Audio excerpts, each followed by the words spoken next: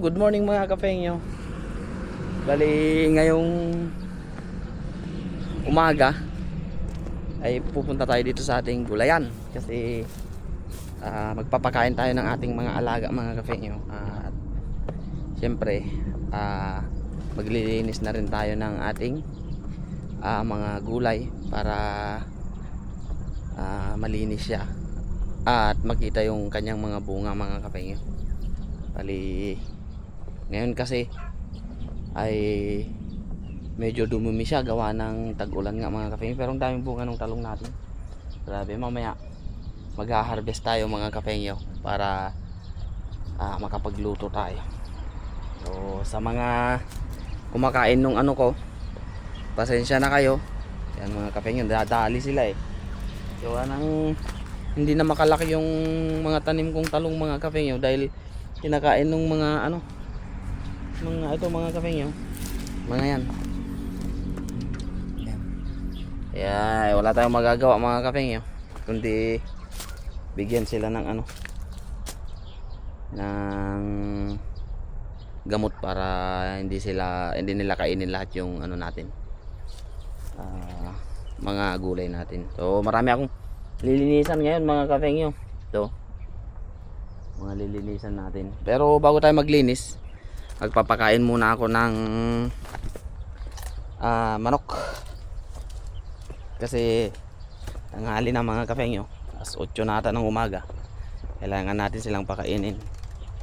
Tapos update sa mga mga kapengyo, mga tanim kong sitaw dito na galing Pilipinas. Yan, ang dami niyang bulaklak, ang dami niyang bunga mga kapengyo.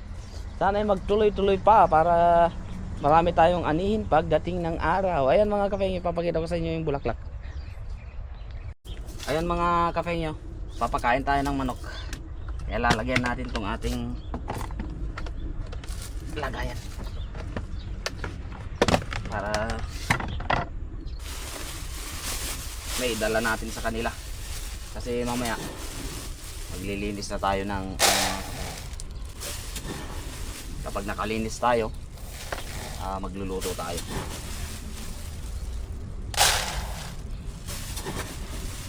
Naku, ubos na naman yung pagkain nila mga kapengyo. Ang bilis.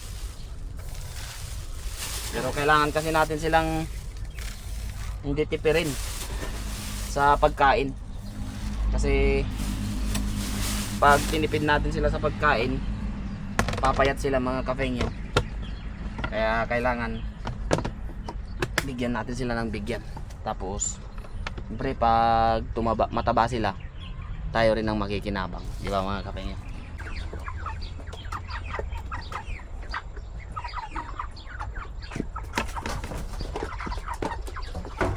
O ayan yung mga manok natin mga kapengyo, pagkadami nila. O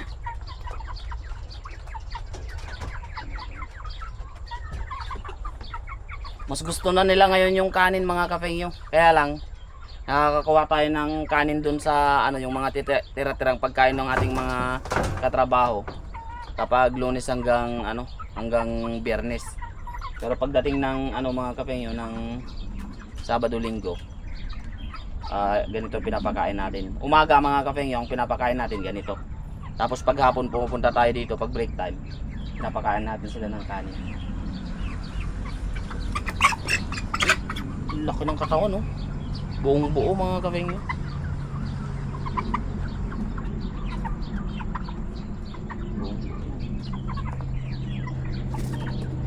Jakpatan natin yung nabili nating manok, malalaki. At ngayon mga kapengyo, para mabilis tayong matapos yung ating trabaho, ay maglilinis na tayo. Lilinisin ko lang tong aking gulayan mga kapengyo para naman kahit papano ay matuwa yung ating gulay at bibigyan tayo ng maraming bunga kasi inaalagaan natin sila.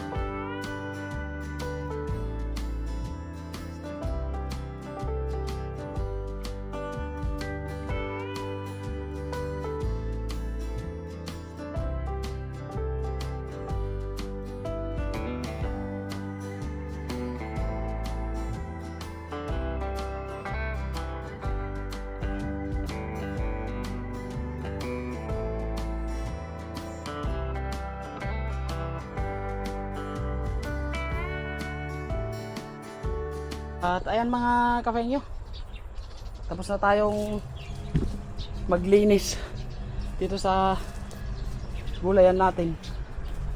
At dahil hindi pa tayo nagbre-breakfast mga kafengyo, ay magluluto muna tayo. Libre na yung ulam natin kasi meron tayong kukuhanan ng mga gulay-gulay dito mga kafengyo. At salamat sa Diyos kasi yung pagod natin na magtanim mga kafengyo, kahit medyo magastos ay nagkakaroon tayo ng saya kasi ang dami nating makukuha na ngayon mga kafengyo. Tapos nakikita natin na lumalaki yung ating mga gulayan gaya ng talong natin mga kafengyo. Kung mapapansin nyo mga kafengyo, napakadaming talong. Ayan, ayan po siya, paikot po yan hanggang doon. So magluluto muna tayo at pagkatapos ng saka tayo magha-harvest mga kafengyo. So samahan nyo muna ako magluto mga kafengyo. At ayan mga kafengyo, kukuha tayo ng uulamin natin. Bali magdidinengdeng tayo mga kafengyo. Alam nyo naman, pag Ilocano talaga hindi mawawala ang dinengdeng. Ito yung uulamin natin kasi katatapos lang natin maglinis mga kafengyo. Kaya kakain muna tayo kasi talagang nagutom na rin. Nakagutom maglinis mga kafengyo.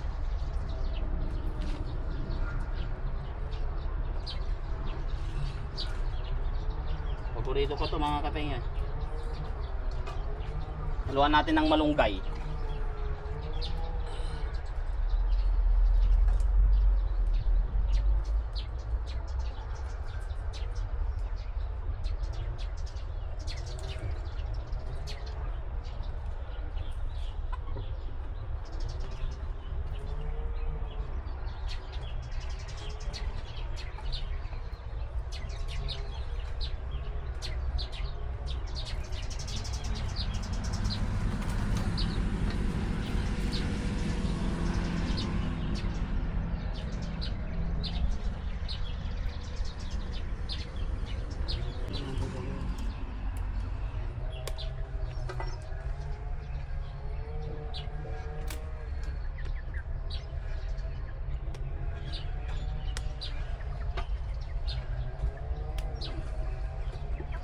Mga maliliit na okra mga kafengyo.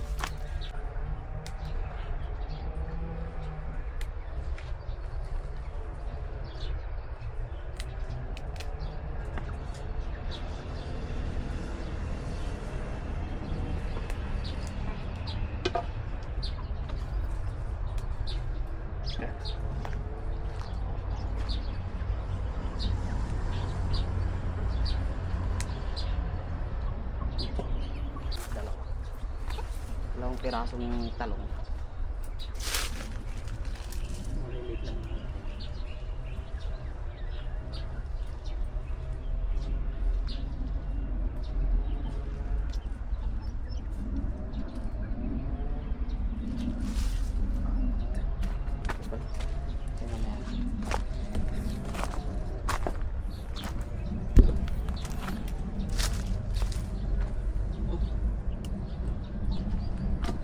Yan. Tapos kukuha tayo ng malunggay mga kafengyo, di solve na tayo. Tapos talbos ng sitaw. Yan mga kafengyo. Ihanda lang natin yung ating lulutuin para mamaya ready na to. Hugasan muna natin, tapos mamaya hugasan natin ulit. Konti lang mga kafengyo yung niluto. Ayan mga kafengyo, lalagain na natin yung ating yan.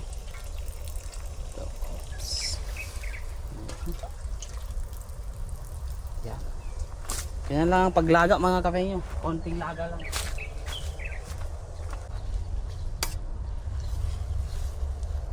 Pag naging green na yung niya mga kafengyo, pwede na yan.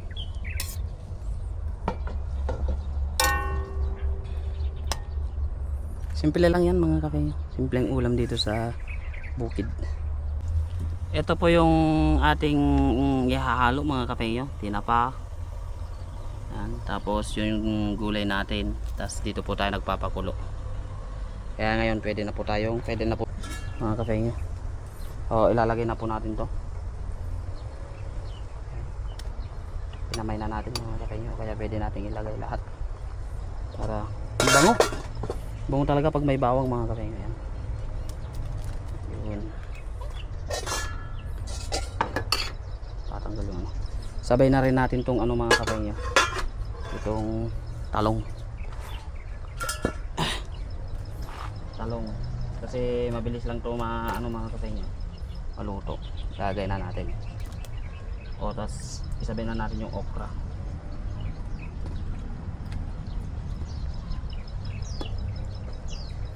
Simpleng buhay.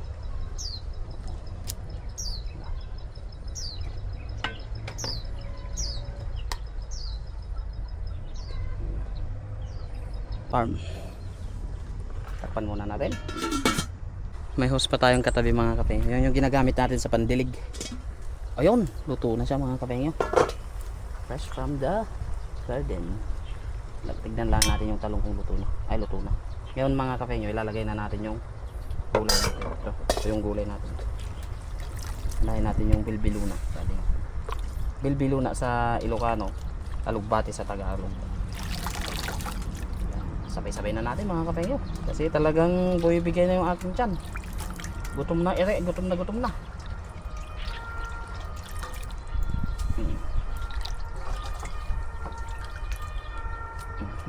Pwede yan. Pwede tayo magluto dito sa ating garden.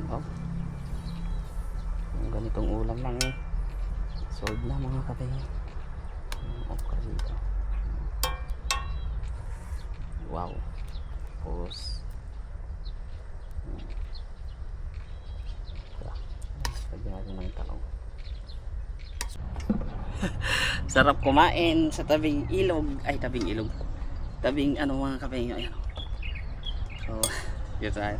Namiss ko kasing kumain sa may papag mga kapengyo. Pag muna sa may saging. Yung papag yung ganito mga kapengyo. So ang papag kasi sa amin mga kapengyo, yun yung mesa na ilalagyan namin ng bamboo yung kanyang sahig. So kain po tayo mga kapengyo. Lord, maraming pong salamat sa araw na pinagkaloob po sa akin, sa amin. Ingatan mo po sana kami palagi at ang aming mga pamilya. Basbasan mo po itong pagkain na sa aking harapan para maging lakas po sa aking araw-araw na ginagawa. In Jesus name, amen. Kain po tayo, kain. So, lilinisin lang natin ito mga kapengyo.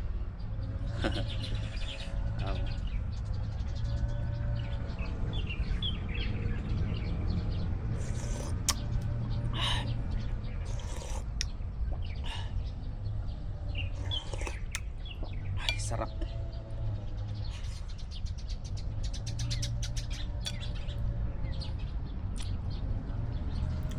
Malunggay.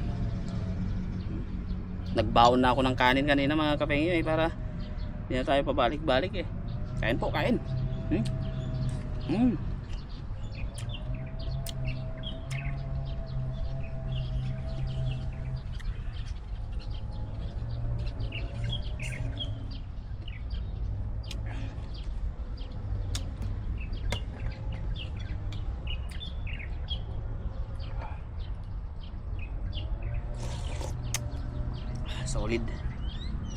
Solid ang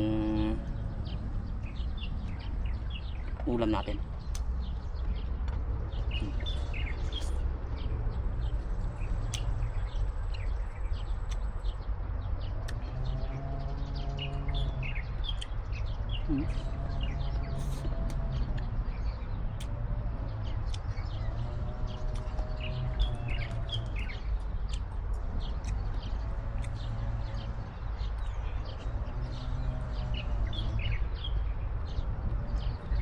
Tikmahan ito mga kapengyo.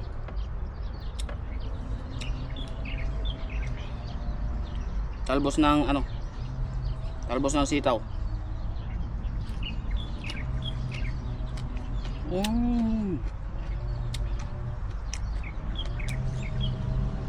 Sarap.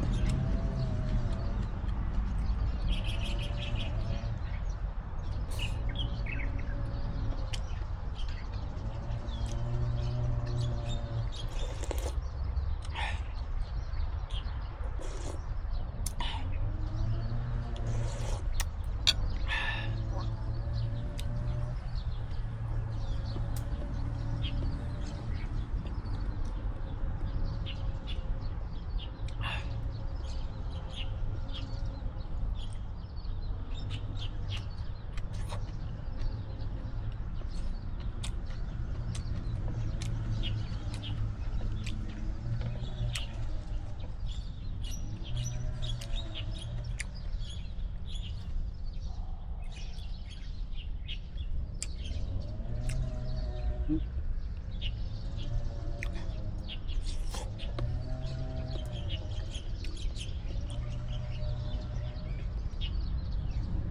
talaga galing sa farm ang ulam mga kapengyo, napakasarap. Tibay.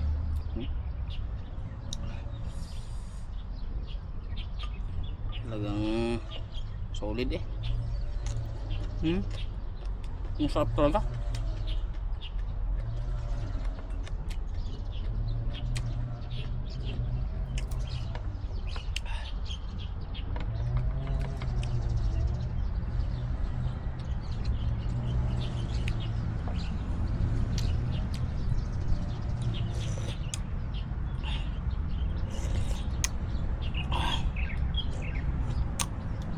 Ang susunod nito mga kapengyo, pipitas na tayo sigurado kasi meron na siyang bunga eh.